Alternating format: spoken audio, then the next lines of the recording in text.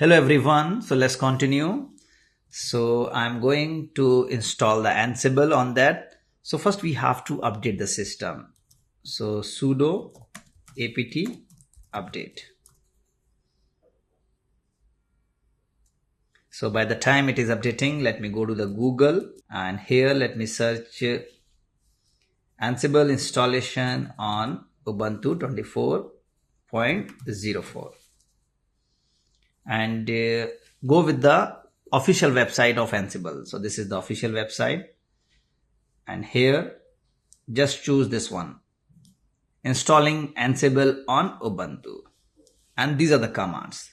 The first command, it is updating your system that we have already fired, and the next command is this one. It is trying to install some dependencies. Just copy and paste. And this is the third command. It is just trying to add the repositories for Ansible.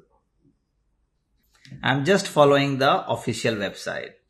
And finally, I'm going to install Ansible.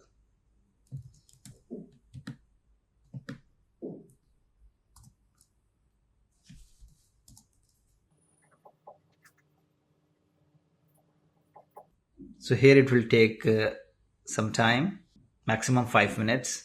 So it all depends upon the internet bandwidth.